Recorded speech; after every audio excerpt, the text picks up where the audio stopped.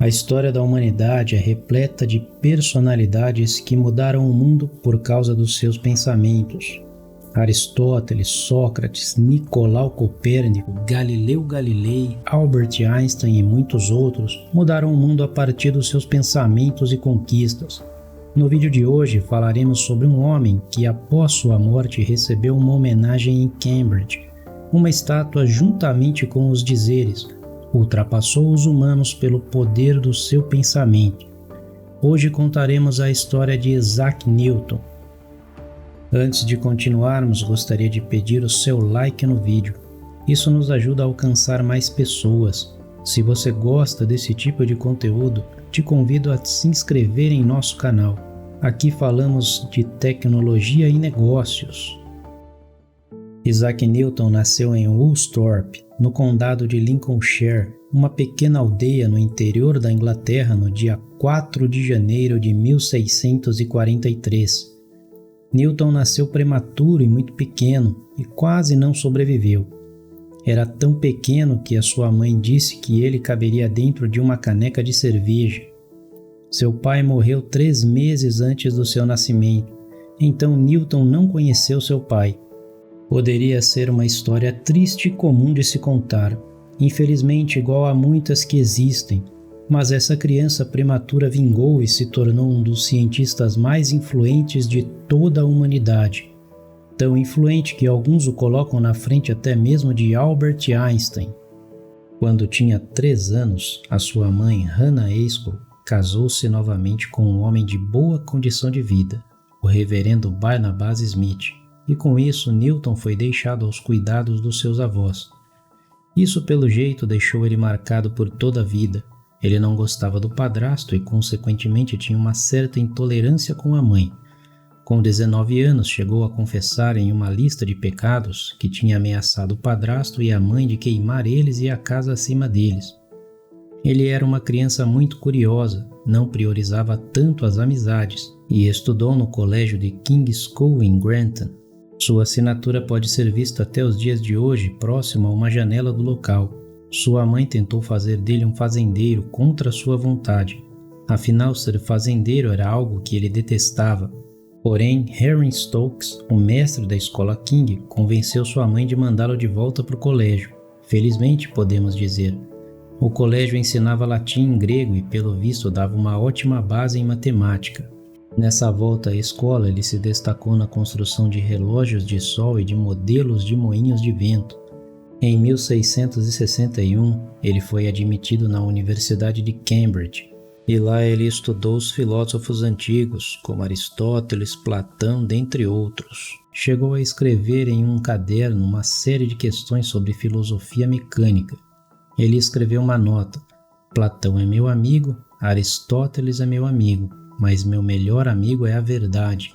Se manteve como um criado particular e depois conseguiu uma bolsa de estudos em 1664 que manteve até concluir o seu mestrado. Em 1665, a peste bubônica assolou a Europa. Em Londres, em especial, a cada 4 pessoas uma morria. Antes da universidade fechar em 1665, descobriu o teorema binominal e começou a desenvolver uma teoria matemática que mais tarde se tornou o cálculo. Ele inclusive divide esse título de inventor do cálculo com o alemão Gottfried Leibniz. Newton foi forçado a retornar para casa, onde permaneceu lá pelos próximos 2 anos.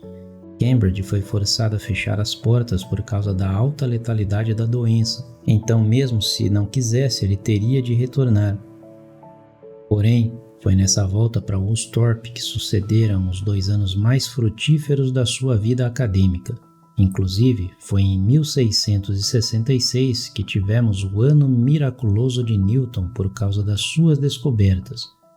1666 foi um ano complicado, pois além da peste que se alastrava, ainda tinha a terminação 666, em que muitos tinham um mau presságio, mas podemos dizer que as descobertas de Newton salvaram aquele ano. Newton usou um prisma para descobrir que a luz branca e a luz do Sol são compostas pelas cores do arco-íris. A fim de provar suas teorias, Newton construiu um telescópio refletor que usava espelhos em vez de lentes. Para quem lembra dos nossos vídeos anteriores, é exatamente isso que a ASMR fez com suas máquinas de EUV. Ao invés de usar lentes, utilizou espelhos para refletir o EUV. Só que no caso de Newton, ele utilizou lentes para obter uma imagem mais precisa. Além disso, do lado de fora da casa havia uma macieira. Sim, aquela famosa macieira. Diz a lenda que quando estava embaixo dessa árvore, uma maçã caiu em sua cabeça. Um detalhe é que hoje em dia há quase um consenso que a maçã não caiu realmente em sua cabeça, mas foi a queda da maçã que ajudou ele a se questionar por que a maçã caiu. E então, a partir desse acontecimento, ele fez a pergunta que ajudou a desvendar nossa compreensão do universo e chegou à conclusão que a mesma força gravitacional que mantinha a Lua orbitando a Terra ou os planetas do Sistema Solar girando poderia agir sobre a maçã e a Terra. A matemática da época não era evoluída, então ele precisou criar os seus próprios métodos para obter os resultados. É nisso que nasceu o cálculo matemático. O problema é que, por ser tão tímido e não receber as opiniões, ele não publica seus trabalhos. E em 1684, o alemão Gottfried Leibniz publica seus estudos sobre derivadas e Newton afirma que ele havia feito o mesmo 20 anos antes. Hoje em dia, para a maioria dos historiadores, eles descobriram o cálculo de forma independente, sem terem influência um do outro. Em 1687, Newton publica o livro Os Princípios Matemáticos da Filosofia Natural, conhecido também como Principia. Nesse livro ele fala sobre a lei da gravitação universal e ainda as 3 leis do movimento. Esse é o seu livro mais famoso. Dentre os seus muitos estudos, Newton estudou a Bíblia a sério e chegou a dizer que o Apocalipse seria em 2060. Além disso, secretamente também se dedicou à alquimia. A suspeita é que ele tenha adquirido envenenamento por mercúrio depois de ter se dedicado muito tempo ao laboratório, o que pode ter levado ao seu colapso mental em 1693. Sofreu de insônia e opressão. Essa crise durou cerca de 1 ano e meio. Nessa época chegou a acusar os amigos de terem conspirado contra ele. Mudou-se para Londres, encerrando sua carreira de 30 anos em Cambridge e ajudou a administrar a Casa da Moeda Real. Em 1705, após a visita da Rainha Anne, ele foi nomeado cavaleiro. Porém, ele permaneceu recluso, nunca se casou e morreu em 20 de março de 1727. Foi enterrado na abadia de Westminster. A inscrição em latim em seu túmulo diz: "Aqui jaz o que já foi mortal de Isaac Newton. Seu legado imortal continua a moldar nosso mundo moderno." Você também concorda que Newton foi mais influente até mesmo que Albert Einstein?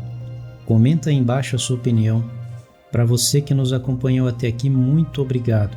Não se esqueça de deixar o seu like e se inscrever no canal. Deixei aqui mais 2 vídeos interessantes para você.